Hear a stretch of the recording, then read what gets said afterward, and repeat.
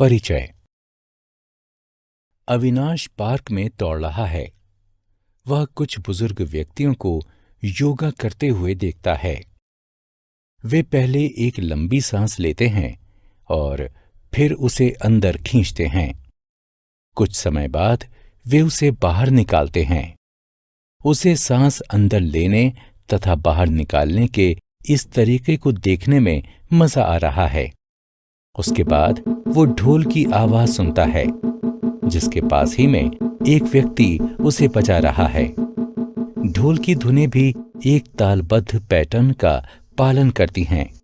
बच्चों, इस पाठ में आप पैटर्न के बारे में विस्तार से जानेंगे। आओ सीखें। आकृतियों तथा संख्याओं में पैटर्न को पहचानना।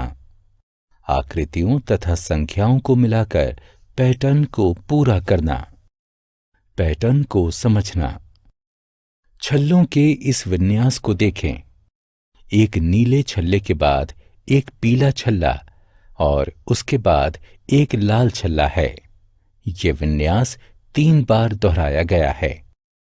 जब वस्तुएं एक निश्चित क्रम में पुनर्व्यवस्थित होती हैं, तो वे एक पैटर्न बनाती हैं। एक और विन्यास को देखें। इस विन्यास में 2 खड़ी रेखाओं के बाद एक आड़ी रेखा है। इसके बाद पुनः 2 खड़ी रेखाओं के बाद एक आड़ी रेखा है। ये भी एक पैटर्न है। आकृतियों में पैटर्न। इस पैटर्न को ध्यान से देखें। एक आकृति पहले आड़ी स्थिति में और बाद में खड़ी स्थिति में रखी है। ये स्थितियां अनेक बार इसी क्रम में दोहराई गई हैं। अब इन त्रिभुजों तथा वृत्तों के विन्यास को देखें। क्या हम इसे एक पैटर्न कह सकते हैं? नहीं, हम ऐसा नहीं कह सकते, क्योंकि आकृतियां एक निश्चित क्रम में नहीं दोहराई गई हैं। प्रकृति में पैटर्न। अपने चारों तरफ देखने पर आप प्रकृति में अनेक पैटर्न पाएंगे। इस गुलाब के बगीचे को देखें। माली ने गुलाबों को एक प्रक्रम में लगाया है। यहां लाल गुलाबों के एक जोड़े के बाद एक सफेद गुलाब है।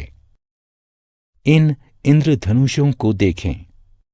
प्रत्येक इंद्रधनुष में रंग एक ही क्रम में होते हैं। संख्या पैटर्न। संख्याओं में भी पैटर्न हो सकता है। आओ हम इसे देखें। 1, 3, 5, 7, 9, 11, 13, 15। ये संख्याएं एक सी नहीं हैं, फिर भी हम इन्हें एक पैटर्न में कह सकते हैं। क्या तुम बता सकते हो ऐसा क्यों?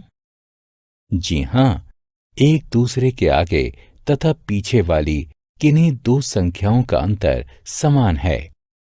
आओ हम संख्या के एक अन्य पैटर्न को देखें। 5, 10, 15, 20, 25। क्या आप बता सकते हैं कि इन संख्याओं का विन्यास क्यों एक पैटर्न है? बिल्कुल सही। पास पास की किन्हीं 2 संख्याओं का अंतर 5 है। हम ये भी कह सकते हैं कि हम पिछले अंक में 5 जोड़कर अगला अंक प्राप्त करते हैं। बढ़ती तथा घटती हुई आकृतियों का पैटर्न। हम संख्याओं या आकृतियों के आकार के बढ़ते व घटते हुए क्रमों द्वारा पैटर्न को बना सकते हैं। आओ देखें कि कैसे। आओ आकृतियों के इस विन्यास को देखें। एक वृत्त के पीछे 2 वृत्त और उनके पीछे 3 वृत्त हैं और इस प्रकार से आगे भी हैं। ये एक पैटर्न है, क्योंकि वृत्त एक निश्चित क्रम में बढ़ रहे हैं। आकृतियों के एक और विन्यास को देखें। 5 बड़े भंवरों के बाद 4 छोटे भंवरे और उनके आगे 3 छोटे भंवरे हैं और इस प्रकार से आगे भी हैं। ये भी एक पैटर्न है, क्योंकि भंवरों की संख्या एवं आकार एक निश्चित क्रम में घट रहा है। संख्या पैटर्न को पूरा करना। संख्याओं के इस पैटर्न को देखें। इस पैटर्न में 2 संख्याएं गायब हैं। हम इन्हें तभी भर सकते हैं जब हम ये जान सकें कि इस प्रक्रम को कैसे बनाया गया है।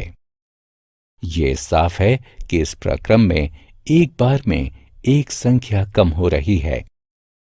उल्टी गिनतियों की सहायता से हम गायब संख्याओं का पता लगा सकते हैं।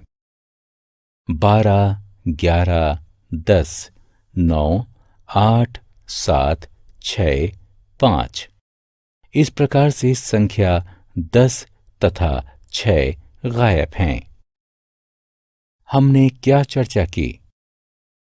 जब वस्तुएं एक निश्चित क्रम में पुनर्व्यवस्थित होती हैं तो वे एक पैटर्न बनाती हैं। पिछली संख्या में एक निश्चित संख्या को जोड़कर या घटाकर संख्याओं का पैटर्न बनाया जाता है। संख्याओं या आकृतियों के आकार के बढ़ते व घटते हुए क्रमों द्वारा पैटर्न को बनाया जा सकता है। पैटर्न को बनाने में प्रयोग होने वाले साधारण नियम को समझकर पैटर्न को पूरा किया जा सकता है।